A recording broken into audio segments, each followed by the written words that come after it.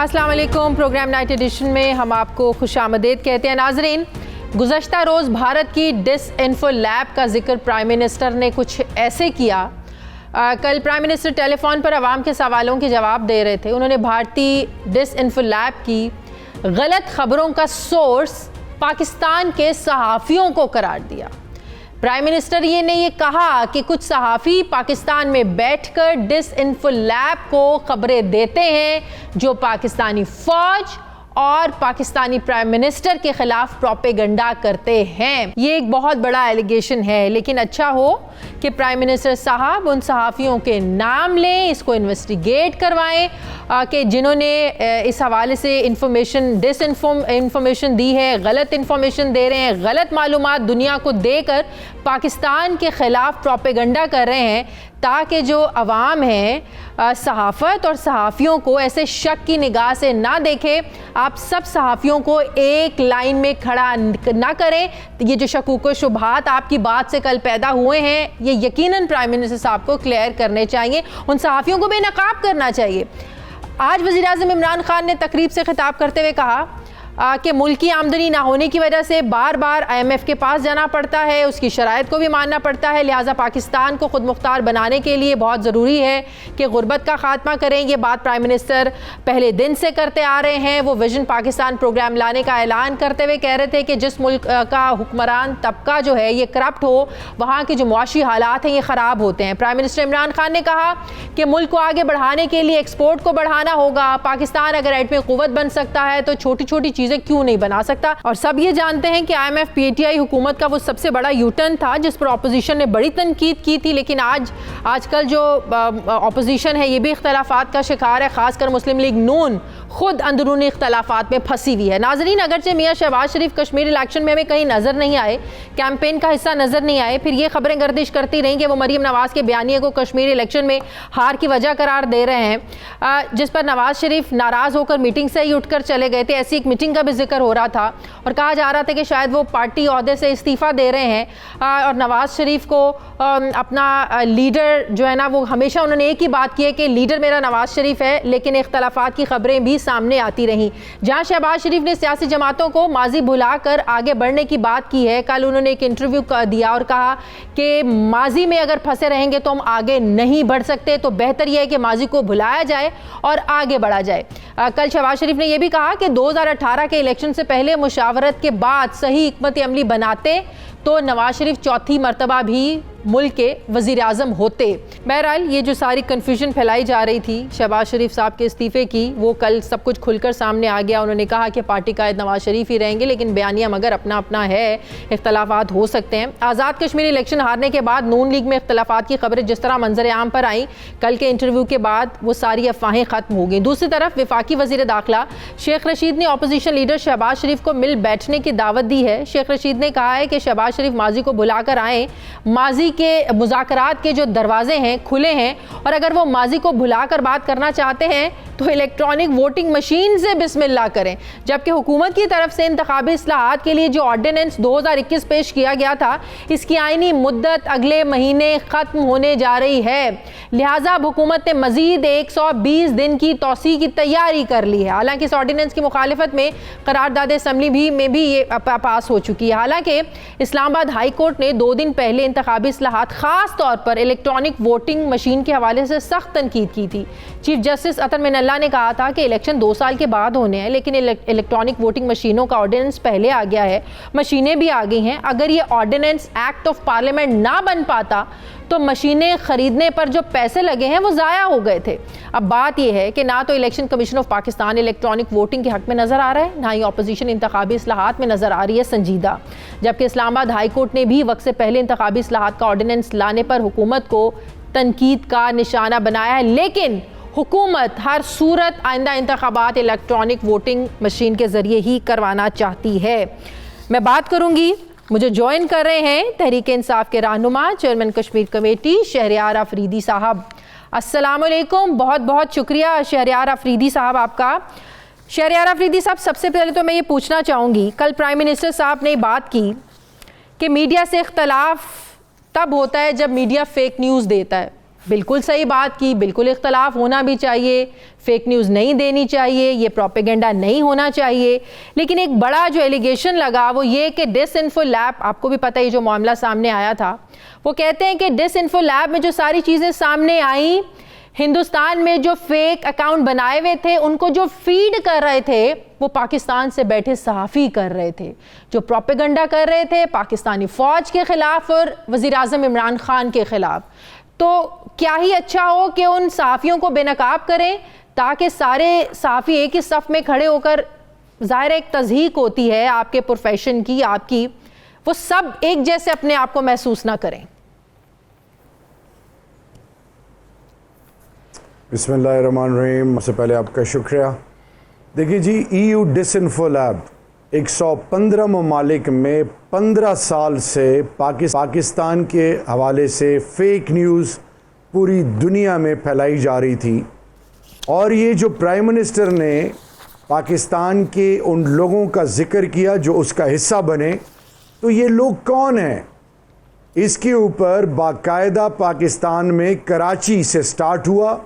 कराची और बलूचिस्तान में बहुत सारे सहाफ़ी, school teachers, even press club, उनके जनरल सेक्रेटरी, उनके अकाउंट से पैसे बरामद हुए। और प्लीज़ इस पे किसी दिन डिटेल पे हम बात करेंगे। और फिर ऐसे लोग जो पाकिस्तान के अंदर उन बयानिए को तक़वियत देते हैं जो BLA, PTM, anti Pakistan, anti state. और फॉर एग्ज़ाम्पल मेरा साउथ वज़ीरिस्तान, नॉर्थ वज़ीरिस्तान, वहाँ पे वो कौन सी ऐसी चैनल्स हैं, वो कौन सी ऐसी TV, वो नशरियात हैं जिससे एंटी पाकिस्तान सेंटिमेंट्स को प्रमोट किया जाता है। इसी तरह बलूचिस्तान की हम बात करें, खुदा के लिए। और सिमिलरली हुसैन हक्कानी कौन है? बहुत सारे ऐसे लोग हैं जो पाकिस्तान के अंदर और पाकिस्तान के बाहर पाकिस्तान के मफादात के खिलाफ बात करते हैं, उनके लिए तक़वियत का हिस्सा बनते हैं। कुलभूषण यादव के केस में इंटरनेशनल कोर्ट ऑफ जस्टिस में तमाम जो सबूत पेश हुए वो किन चैनल्स के? फिर हिंदुस्तान मुख्तलिफ ग्लोबल फोरम्स पे ह्यूमन राइट्स के हवाले से या किसी हवाले से पाकिस्तान के चैनल्स के फुटेजेस को वहाँ पे दिखाता है। So having said all this, we all need to be, हम एज अ कॉम, हम किसी को डाउट नहीं कर रहे, लेकिन फैक्ट्स एंड फिगर्स जो बताते हैं वो ये बताते हैं कि घर का बेदी। ये डाउट पैदा हुआ। माय क्वेश्चन इज कि क्या अपने तय इन्वेस्टिगेट कराया या हुकूमत के इल्म में है कि कौन कौन सहाफ़ी है जो प्रोपेगेंडा कर रहा है इस रियासत के खिलाफ, पाकिस्तान के खिलाफ? क्या आप लोगों ने इल्म में भी है? हुकूमत के इल्म में भी है। और इंशाअल्लाह मैं फवाद चौधरी साहब से, मेरे कॉलीग हैं, भाई हैं, रिक्वेस्ट करूंगा कि इस पे या फ़ारूक हबीब साहब बाकायदा एक प्रेस कॉन्फ्रेंस करें और वो तमाम डिटेल्स कौम के सामने रखें। अब बात आती है एक रियासत की जो कि न्यूक्लियर स्टेट है, और किसी भी स्टेट के हवाले से उनकी नेशनल सिक्योरिटी प्रायोरिटी नंबर 1 होती है। ये जो मादर पिदर आज़ादी दी गई, जिसके मुंह में जो कुछ आया, चाहे वो मसलक के हवाले से, मज़हब के हवाले से, अक़लियत के हवाले से, फ़ौज के हवाले से, पार्लियामान के हवाले से, नेशनल सिक्योरिटी के हवाले से, जो कौम के अंदर मुख्तलिफ तरीक़ों से कौम को तकसीम करने की कोशिश की गई, या कौम के मोरल को गिराने की कोशिश की गई, या कौम के हवाले से उन ख़बरों को तक़वियत दी गई जो कि दुश्मन के बयानिए को तक़वियत पहुँचाता है, तो उस पर तो हम सबको एक होना चाहिए। हमारे अंदर जैसे सियासतदानों के अंदर बहुत सारे सियासतदान ऐसे होंगे जो करप्ट हैं, उनको आइडेंटिफाई करना, उनके खिलाफ हमने एक होना है। सिमिलरली हमने वो तमाम सहाफ़ी जो पाकिस्तान के मफादात को नुकसान पहुंचाते हैं उनके खिलाफ भी एक होना है, और 4th pillar of a state है।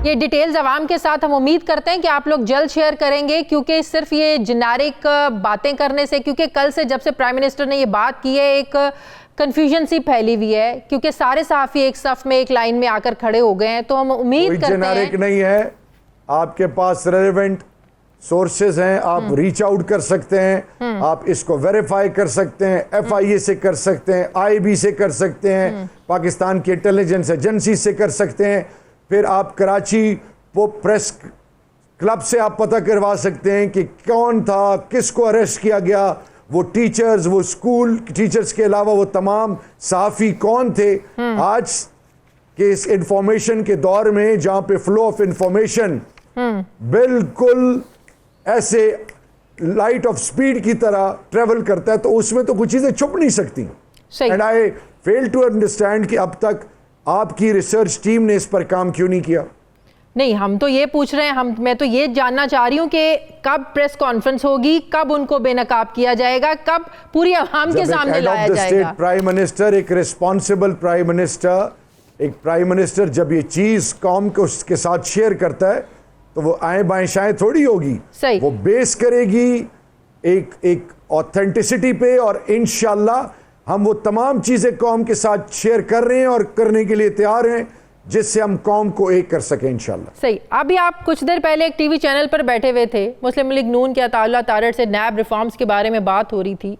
अब वो किसी सूरत नैब रिफॉर्म्स पर हुकूमत के साथ बात नहीं करना चाहते हैं। वो कह रहे थे, आप भी बैठे हुए थे प्रोग्राम में, कि हमने जो भुगतना था भुगत लिया, हमने जेलें काटनी थी काट ली, केसेस हम पर बनाने थे आप लोगों ने बना लिए।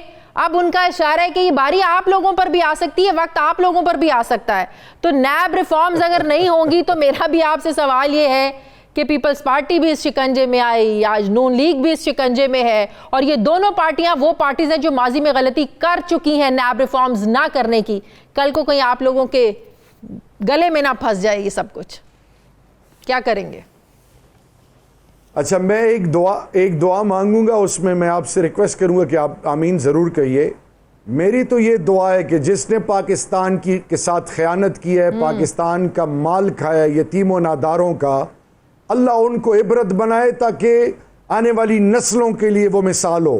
एक दूसरी चीज़, डरेंगे वो जब हमने तहरीक इंसाफ के अरावल दस्ते में हिस्सा लिया तो हमने बलाओं से टकराना शुरू किया जिसमें हमारी जानें जा सकती थी। हमें बड़ी थ्रेट्स आई। इमरान खान और उसकी टीम, तवक्कल अल्लाह, हक और सच का साथ, खुददारी, इंसानियत और इंसाफ, ये हमारा स्लोगन है। अगर हमारे अंदर कल्प्रिट्स बैठे हैं जो लूट मार कर रहे हैं, जो इमरान खान की 24 साल की मेहनत के साथ अगर कोई खिलवाड़ कर रहा है, तो अल्लाह उसको ऐसी इबरत बनाए ताकि आने वाली नस्लों के लिए एग्जाम्पल हो। हम डरने वाले नहीं हैं। सवाल ये है, कौम को आज ये बताना है कि नैब रिफॉर्म्स नैब किसने बनाई, नैब के ऊपर अगर आज एतराज़ात हैं तो उनके हैं। तो अगर आप पार्लियामान में नहीं आएंगे और उसको ठीक नहीं करेंगे और धमकियां देंगे, तो ये तो उनकी सोच की अक्कास है कि वो कह रहे हैं कि जी आप भी तैयार हो जाएं, हम हर चीज के लिए तैयार हैं, अब भी तैयार हैं, पहले भी तैयार थे, बाद में भी तैयार हैं। नंबर 1। नंबर 2, अब जब इंस्टीट्यूशंस बनाने की बात आए, रिफॉर्म्स की बात आए, चाहे वो CNS कोर्ट हो, चाहे वो फिर क्रिमिनल जस्टिस सिस्टम हो, जुडिशियल सिस्टम हो, फिर ये जो रोना रोते हैं इलेक्टोरल रिफॉर्म्स हो कि जी ये हो गया, वो हो गया, फलानी चीज हो गई, जुल्म हो रहा है, तबाही हो गई, तो भाई तुम उस तबाही का ऐसे इसलिए हो कि तुम पार्लियामान की तरफ आते नहीं हो, उसका सोल्यूशन ढूंढते नहीं हो। सिर्फ मैं ना मानूं कि एक आपने रिट लगाई हुई है, एक जिम्मेदार पॉलिटिकल पार्टीज के तहत उनकी इखलाकी जिम्मेदारी है कि पार्लियामान में आए और हम इंस्टीट्यूशंस बनाएं। आखिरी सवाल शहरयार अफरीदी साहब, तमाम स्टेक होल्डर्स, कोई भी कानून से बालतर ना हो। शहबाज शरीफ साहब माजी को भुलाकर आगे चलने की बात कर रहे हैं, क्या हुकूमत इसको भी NRO के तासुर में लेगी? अगर वो आप लोगों से बात करना चाह रहे हैं, मुज़ाकरात या मुख्तलिफ इशूज़ पर बैठना चाह रहे हैं, आप लोग तैयार हैं बैठने के लिए? शहबाज शरीफ साहब के साथ हुकूमत बैठेगी, बात करेगी? हमारी पूरी पाकिस्तानी कौम से एक इल्तिजा और रिक्वेस्ट है आपके तवस्सुत से कि मेरे प्राइम मिनिस्टर ने लास्ट बजट स्पीच में अपनी स्पीच इस पे एंड की थी कि ऑपोजिशन के लिए मेरे दरवाजे खुले हैं और वो आए इलेक्टोरल रिफॉर्म्स के लिए। मेरा प्राइम मिनिस्टर पहले दिन से 2018 अभी ओथ नहीं लिया था, तब से उन्होंने ऑपोजिशन को एक दफा फिर हम बता रहे हैं कि जिन्होंने खयानत की है करप्ट प्रैक्टिसेस में या जिनके ऊपर केसेस अदालतों से अपने आप को क्लियर करें, लेकिन इस मुल्क को बनाने के लिए, संवारने के लिए हम सबको वेलकम करते हैं, आए अपना हिस्सा डालें। और रही बात एक चीज की, वो है पाकिस्तान को मजबूत बनाने के लिए सब ने अपना हिस्सा डालना है, और पाकिस्तान मजबूत होगा तो हम सब मजबूत होंगे। पाकिस्तान पे कोई और कॉम्प्रोमाइज़ या दूसरी बात हो नहीं सकती। अल्लाह और अल्लाह के रसूल के बाद धरती माँ पर सब कुछ कुर्बान। मेरे ख्याल में अगर ये वाकई तमाम पॉलिटिकल पार्टीज पाकिस्तान से कमिटेड और धरती माँ के साथ कमिटेड हैं, तो बाहर से लोगों को कहें नवाज शरीफ, इसहाक डार औलादों को वापस बुलाएं, अदालतों का सामना करें। जिनके बाहर पैसे पड़े हैं या पैसे नहीं भी पड़े, अदालतों का मुकाबला करें, दूध का दूध पानी का पानी हो जाएगा। बहुत बहुत शुक्रिया। तहरीके के रहनुमा चेयरमैन कश्मीर कमेटी शहरयार आफरीदी साहब मेरे साथ थे। मुझे ब्रेक लेनी है नाज़रीन, वापस आते हैं एक छोटे से वक्फे के बाद।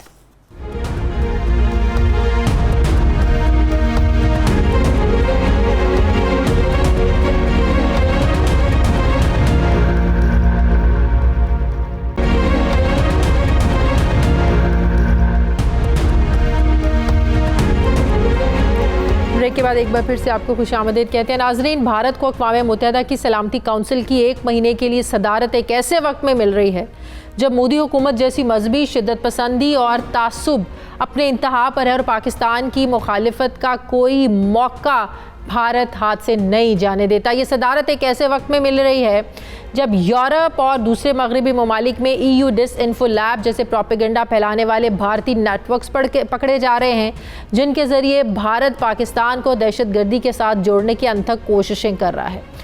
सलामती काउंसिल की सदारत जैसे आम मनसब पर भारत इस वक्त में बैठ रहा है जब मकबूजा जम्मू कश्मीर में खूनी लॉकडाउन में उनकी ज़मीन पर आर्टिकल 370 लगाकर कब्जा कर लिया गया है।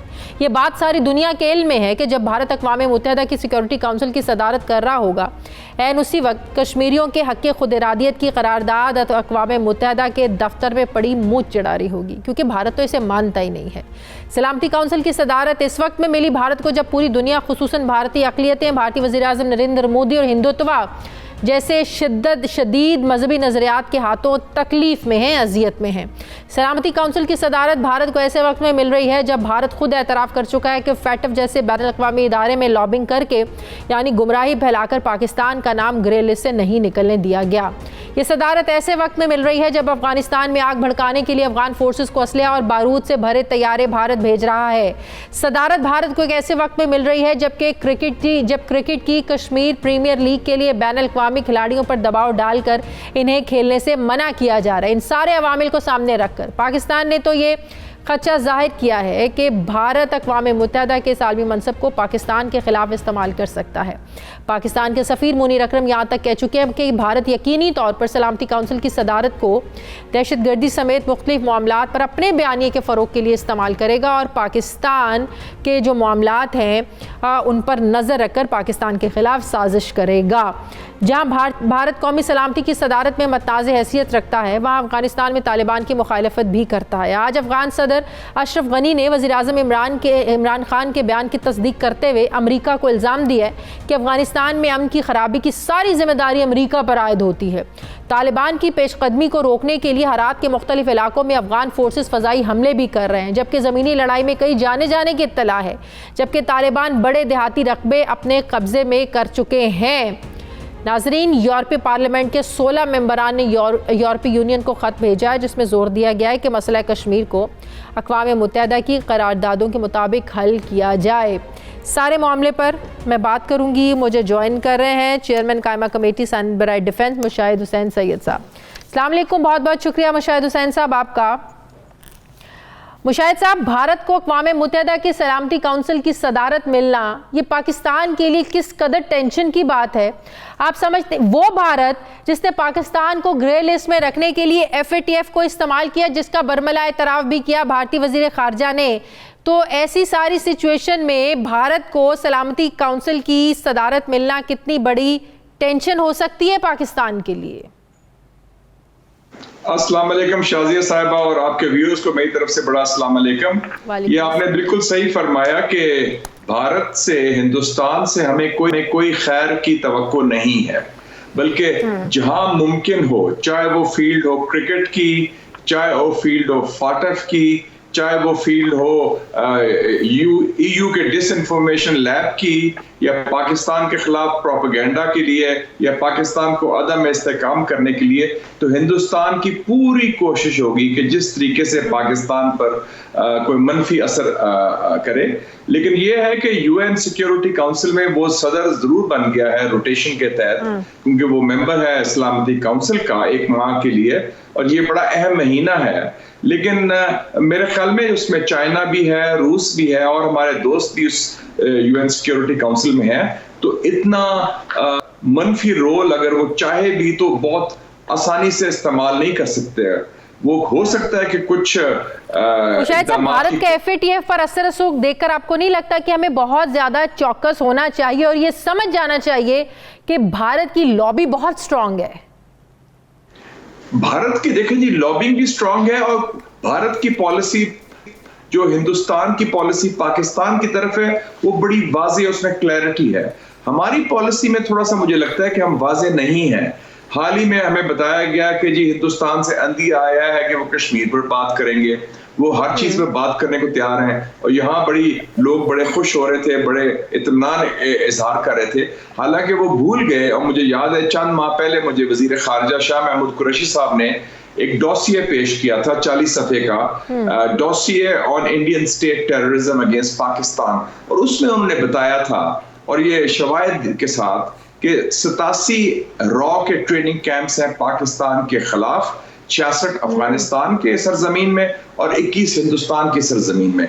और उससे पहले आपको याद होगा कि यूरोपियन यूनियन में जो डिसइंफो लैब है ब्रसल्स में, उन्होंने कहा था कि 950 वेबसाइट्स हिंदुस्तान पिछले 15 साल से इस्तेमाल कर रहे हैं पाकिस्तान को बदनाम करने के लिए। तो उनका एक मुनज़्ज़म एक मौक़िफ़ है, कैंपेन है, पाकिस्तान दुश्मनी वाज़े है। वो तो वर्ल्ड कप में मैच हार गए ताकि पाकिस्तान को मौका ना मिले वर्ल्ड कप में शिरकत का, और अभी भी वो कश्मीर प्रीमियर लीग को सैबोटाज कर रहे हैं।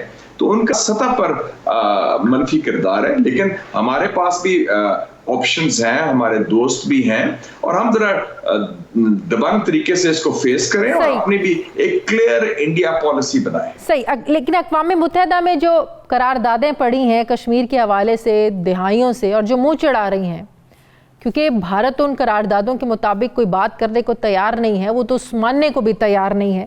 तो क्या इस हवाले से भी आप समझते हैं कि भारत की ये साजिश है, इस फोरम को इस्तेमाल करेगा मजीद भारत कश्मीर के खिलाफ? देखें जी, बड़ी इंटरेस्टिंग आपने बात की UN रेजोल्यूशंस की। आप देखेंगे पिछले महीने में 3-4 मुख्तलिफ बयानात आए हैं। 30 जून को UN secretary general Antonio Guterres ने, जो international day of the child, बच्चों का दिन होता है, उस दिन एक वाज़ेह बयान दिया कि जो हिंदुस्तान ज्यादती और जुल्म कर रहा है कश्मीरी बच्चों के खिलाफ, 113 बच्चे शहीद किए हैं, 40 को नाबीना किया है और जख्मी किया है। जो पैलेट गन्स हम शिकार के लिए इस्तेमाल होते हैं जानवरों के, वो बच्चों के खिलाफ इस्तेमाल हो रहे हैं मकबूजा कश्मीर में, और UN सेक्रेटरी जनरल ने बयान दिया। परसों आपने देखा होगा कि 18 मेंबर्स हैं यूरोपियन पार्लियामेंट के, मुख्तलिफ पार्टीज के, उन्होंने खत लिखा यूरोपियन कमीशन को कि ये हिंदुस्तान ज्यादती कर रहा है कश्मीर के अंदर। उससे पहले एक है सेनेटर मेनेंडेज, रॉबर्ट मेनेंडेज, जो खारजा अमूर कमेटी है अमेरिकन सेनेट की, उसके चेयरमैन है। उन्होंने खत लिखा अमेरिकन वजीर दिफा को, जनरल ऑस्टिन, जब वो दिल्ली जा रहे थे 2 माह पहले, कि जी आप इंसानी हकूक की खिलाफ वर्जियों का इशू रेज करें। तो इसका मतलब है कि बैनुल अक़वामी बरादरी में भी इसको पूरा एहसास है कि जुल्म और ज्यादती हो रही है। तो कश्मीरी कौम का, अवाम का केस तो बड़ा मजबूत है, हम इसको आगे लेके चले। आज हम आपसे बात कर रहे हैं, 2 तारीख है, 3 दिन बाद 5 अगस्त होगा जब हिंदुस्तान ने जबरदस्ती कब्जा किया। तो हमें चाहिए कि इस इशू को फैक्ट शीट इशू करें, इंटरनेशनल कैंपेन मोबिलाइज करें, पार्लियामेंट्री डिप्लोमेसी करें। आप जैसे लोग जो मीडिया में मौसर लोग हैं, आपको आपकी आवाज सुनी जाती है, वो की जाए। तो एक सिर्फ सरकारी हुकूमत नहीं कुछ कर सकती, ये पूरी नेशन का इशू है। और मैं समझता हूँ पाकिस्तान में कश्मीर वो इशू है जिसमें बड़ी जबरदस्त बात की आपने। इसी से जुड़ा एक सवाल पूछना चाहती हूँ। आपने कश्मीर इलेक्शन कैंपेन के दौरान जो कुछ हुआ आपके सामने है, ऑपोजिशन हो, हुकूमत हो, सिर्फ इल्ज़ाम तराशियों के अलावा हमें कुछ नज़र नहीं आया।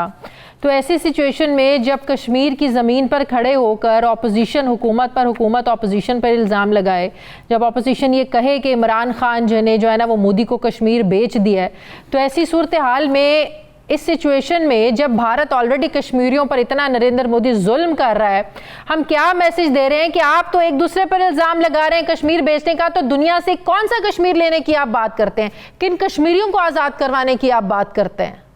सिर्फ एक सियासत के लिए, क्या अपनी इक़्तिदार के लिए? इत्तफाक करूंगा कि ये जो इक़्तिदार की कशमकश है या सियासत है, रवायती सियासत, और वो चंद हफ्तों का कैंपेन था, वो कैंपेन भी खत्म हो गया, नताइज भी आगे, रात गई बात गई, लेकिन ये जो तलखी, जो सख्त ज़बान का लहजे का इस्तेमाल शुरू तो हुकूमत ने किया था, फिर हिज़्ब इख्तिलाफ ने भी उसका जवाब दिया। मैं आपसे एग्री करता हूं कि उसका जो मैसेज है खास तौर पे मकबूजा कश्मीर के अवाम के लिए वो बड़ा गलत था, लेकिन अच्छी बात यह है कि कम से कम वो सिर्फ आज़ाद कश्मीर तक था, महदूद था ये बात।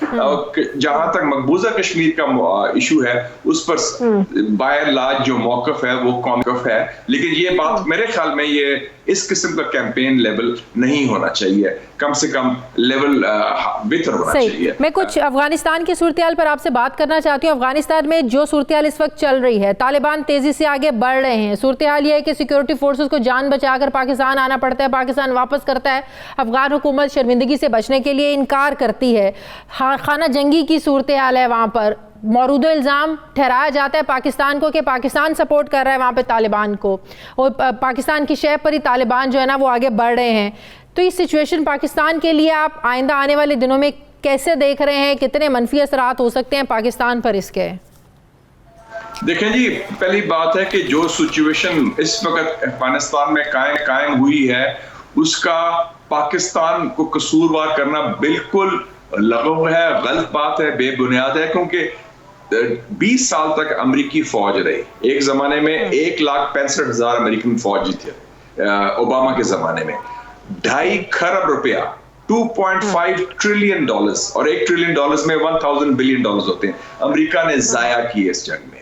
और वो रात की अंधेरे में वो भागा बागराम बेस से, और अब अपने हाथ उन्होंने वॉश ऑफ कर दिए। अब पाकिस्तान को कह रहे हैं कि आप तालिबान को ये कहें, भाई तालिबान से मुआहदा तो अमेरिका ने किया 29 फरवरी 2020 को, और उस मुआहदे में सारा कुछ था, और जिस तरह वो भागे हैं, ना हुकूमत का इंतजाम किया, और जो अफगान हुकूमत है अशरफ गनी साहब की, वो तो अब महदूद रहेगी काबिल तक। तो हमारे क्या कोर इंटरेस्ट है? हमारे 2-3 चीजें बड़ी वाज़ेह हैं। एक तो UN रिपोर्ट आई है पिछले माह, आपको याद होगा 26 जुलाई को, उसने कहा है कि 6,500 पाकिस्तानी दहशतगर्द TTP के लोग इस वक्त अफगानिस्तान की सरजमीन में।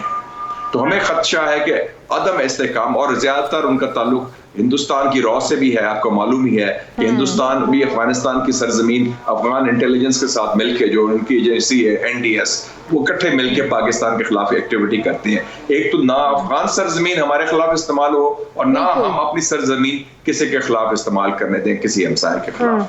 दूसरी बात है कि अगर खाना जंगी खुदा न खास्ता बढ़ती है या और लड़ाई बढ़ती है, तो हमें खतरा ये भी है कि खदशा भी है बल्कि कि और महाजरीन ना निकल आए। और वो हालांकि बाढ़ भी लग गई है, 2640 किलोमीटर का बॉर्डर है पाकिस्तान अफगानिस्तान का, उसमें से 2600 किलोमीटर में एक बाढ़ लगा दी है बार्ब्ड वायर की, लेकिन फिर भी हमें खदशा है कि रेफ्यूजीज आ सकते हैं 5 लाख 7 लाख, तो वो पाकिस्तान को वो आगे मुश्किलात है। और फिर तीसरी बात एक बड़ी इंपॉर्टेंट है शाजिया साहिबा, कि अब अफगानिस्तान में हर किस्म के लोग रहते हैं, ताजिक भी हैं, उज़्बेक भी हैं, तुर्कमान भी है, हज़ारा भी है, पश्तून भी हैं। तो ये ना होना कि अगर ताजिकिस्तान वाले उनको सपोर्ट करें, तुर्की वाले सपोर्ट करें उज़्बेक को या तुर्कमान को, वो जुबान एक ही उनकी, या किर्गिज वाले। तो इस किस्म का जो सिचुएशन हो तो फिर एक और खदशात हो सकते हैं अफगान की सालमियत के बारे में। तो इसलिए हमें इंटरनेशनल गारंटीज, रीजनल गारंटीज होनी चाहिए कि अफगानिस्तान की यूनिटी, टेरिटोरियल इंटेग्रिटी और इंडिपेंडेंस पर कोई शायद साहब आपने देखा होगा जो TTP के सरबराह का कुछ दिन पहले इंटरव्यू चला, जिसमें बरमला कहा गया कि हमारा तो टारगेट पाकिस्तान है, पाकिस्तान के इदारे हैं, पाकिस्तान की सिक्योरिटी फोर्सेस हैं। मतलब ये कि एक तरफ से हमें थ्रेट मिल रहा है, दूसरी तरफ 20 साल बाद जब अमेरिका कहता है कि आज ही मुज़ाकरात की टेबल पर बैठना है, तो आपको नहीं लगता कि जब अमेरिका वहाँ मौजूद था फोर्सेस के साथ, तो अमेरिका की ज़्यादा मजबूत पोजीशन थी बार्गेन करने के लिए, बात करने के लिए, प्रेशराइज करके अपने भी मुतालबात मनवाने के लिए और तालिबान को और अफगान हुकूमत को इकट्ठा एक पेज पर लाने के लिए। अब आपको लगता है मौका है, तालिबान बातचीत करने के लिए तैयार होंगे? देखिए जी, पहली बात तो है कि मैं समझता हूं कि ये मैं अमेरिका के चाहे मीडिया हो दूसरे लोगों के दोहरे म्यार को मजम्मत करता हूं। एक जमाना था हमें कहते थे कि Pakistan should do more with the Afghan Taliban, कि अफगान तालिबान दहशतगर्द है, हक्कानी नेटवर्क है, उसको निकालें। अब वही सिराजुद्दीन हक्कानी से मुआहदा किया अमेरिका ने। सिराजुद्दीन हक्कानी साहब ने आर्टिकल लिखा, एडिटोरियल ऑप-एड पेज में न्यूयॉर्क टाइम्स में उनके नाम से आर्टिकल छपा, और वो वही मुल्ला ब्रदर जो हैं, जो नेगोशिएशन टीम के हेड थे तालिबान के, उनको टेलीफोन किया सदर ट्रंप ने मुबारकबाद का कि आपसे हमारा मुआहदा हो गया। और अब ये जो टीटीपी के सरबराह का इंटरव्यू CNN में आया है, मुझे ये बताएं कि एक दहशतगर्द है, उसका नाम है डॉक्टर अहमद अल जवाहिरी, जो अल-कायदा के लीडर है, कहते हैं अफगानिस्तान में है। अगर उनका इंटरव्यू आप खुदा ना खास्ता अपने चैनल में कर लें या किसी और पाकिस्तानी चैनल में आए, तो पूरी दुनिया में कितना शोर मचता है। दहशतगर्द को आपने टीवी में ले आए हैं, तो आप ये दोहरे म्यार को भी हम कंडेम करें, और अमेरिका को भी मेरे ख्याल में मीडिया को भी कहें कि जब एक जमाने में उसामा बिन लादेन का इंटरव्यू आया था, कितना शोर मचा था, तो अब ये वो खुद उनको प्लेटफॉर्म दे रहे हैं, खुद उनको मौका दे रहे हैं, खुद उनको लेजिटिमेसी दे रहे हैं। और अब देखें जी, क्वेश्चन ये है कि अमेरिका अफगानिस्तान से हार के निकला है, भागा है, मार पड़ी है, फेल हुआ है, शिकस्त हुई है। तो अमेरिका एक शिकस्त खुर्दा ताकत है इस वक्त, और वो निकल गई। अब वो पाकिस्तान के ऊपर कह रहे हैं कि आप ये करें, आप वो करें। हमने जो करना है हम वो करेंगे, क्योंकि हमने तो इधर ही रहना है। अमेरिका आया फिर चला गया, तो हम जो इलाकाई कुव्वतें उनसे मिलके करें, और तालिबान पर दबाव, हमारी लिमिटेशंस है। अगर अमेरिका की 1.5 लाख फौज और 25-2.5 खरब रुपया और इतना सुपर पावर ताकत का जोर कुछ ना कर सका, तो हम हमारी भी अपनी लिमिटेशंस है। एक आखिरी सवाल, क्या हम इस पोजीशन में हैं कि तालिबान को मजीद प्रेशराइज करें, उन्हें समझाएं कि मुज़ाकरात करें, टेबल टॉक पर आएं और दबाव डाल लें हम उन पर मजीद? क्या पाकिस्तान ये मजीद कर सकता है? हम डाल सकते हैं, मेरे ख्याल में, क्यों नहीं। देखिए जी, तालिबान भी इस वक्त कोई ऐसी कोई बात नहीं कि ये इनएविटेबल है कि तालिबान की फतह लिखी गई है पहले ही और या उन्होंने हुकूमत करनी है। अफगानिस्तान के हालात बहुत खराब है माशी तौर पर। पाकिस्तान को चाहिए कि चीन, रूस, ईरान और वस्ती एशिया की रियासत से मिलकर तालिबान पर दबाव डाले एक इशू पर, कि ये जो तशद्दुद का इस्तेमाल है खत्म करे और जंगबंदी करे और मुज़ाकरात की टेबल पर आए। ये अकेले पाकिस्तान नहीं कर सकता, सबको मिलकर करे, और अमेरिका को भी कहे कि आप तो गन डाल के भाग गए हैं, आप भी अपना रोल अदा करें। तो मेरे ख्याल में मुमकिन है, किया जा सकता है और करना चाहिए। बहुत शुक्रिया मुशाहिद हुसैन सैयद साहब, चेयरमैन कायमा कमेटी सेनेट बराए डिफेंस, बहुत शुक्रिया आपका। नाज़रीन, मुझे ब्रेक लेनी है, वापस आते हैं एक छोटे से वक्फे के बाद।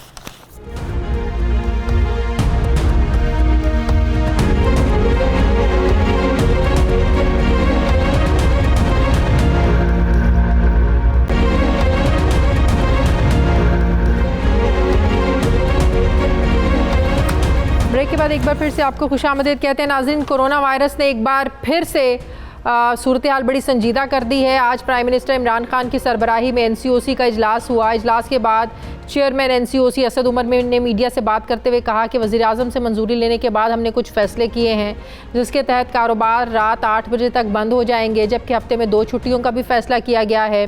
उन्होंने कहा कि कोरोना वायरस के बढ़ते केसेस की वजह से इस्लामाबाद, रावलपिंडी, लाहौर, फैसलाबाद, इस्लामाबाद, गिलगित बल्तिस्तान समेत मीरपुर में हम बंदिशें लगाने जा रहे हैं। साथ ही ये भी कहा गया कि लॉकडाउन लगाकर लोगों को भूखा नहीं रखना चाहते। कोरोना वायरस की इसी अलार्मिंग सिचुएशन के तहत वज़ीर आला सिंध मुराद अली शाह ने 8 अगस्त तक सूबे भर में सख्त लॉकडाउन लगा दिया है, जिसके तहत वफाकी इदारों को छोड़कर बाकी सभी सरकारी और प्राइवेट इदारे बंद रहेंगे। अस्पतालों में इमरजेंसी नाफिज कर दी गई है और वैक्सीन लगवाने के लिए भी आवाम से अपीलें की जा रही हैं। लेकिन वज़ीर आज़म इमरान खान पहले दिन से ही ऐसे लॉकडाउन की मुखालफत करते आए हैं। अब एक तरफ वज़ीर आला सिंध और दूसरी तरफ वज़ीर आज़म पाकिस्तान। वज़ीर आज़म ने कह दिया है कि सिंध हुकूमत लॉकडाउन के ज़रिए कोरोना पर तो काबू पा लेगी, लेकिन क्या गरीब लोगों को भूख से बचा लेगी। अब एक तरफ ये गर्मा गर्म सियासी बयानात हैं और दूसरी तरफ कोरोना का फैलाव है।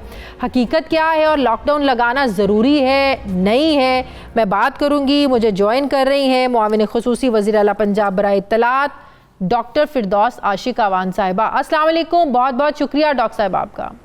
डॉक्टर साहिबा, ये सब जानते हैं जो इंडियन वेरिएंट है, ये चौथी लहर है, ये बहुत ख़तरनाक है। इसीलिए अपीलें भी ज़ाहिर की जा रही हैं कि लोग ज़्यादा से ज़्यादा लोगों को कम वक्त में वैक्सीनेट किया जाए।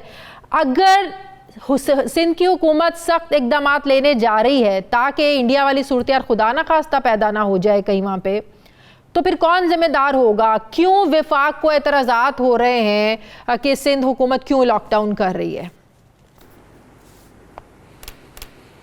बिस्मिल्लाहिर्रहमानिर्रहीम। शाजिया, वफाकी हुकूमत और चारों सूबों ने इंक्लूडिंग AJ के गिलगित बल्तिस्तान ने एक प्लेटफार्म क्रिएट किया जिसका नाम NCOC है, जो एक नेशनल इंटरेस्ट को देख के ओवरऑल पूरी की पूरी कौम के मफाद में यकजहती से पॉलिसीज़ बनाता है और सूबों को एक गाइडलाइन और रोड मैप देता है जो सूबाई हुकूमतें इम्प्लीमेंट करती हैं based on the day to day challenges.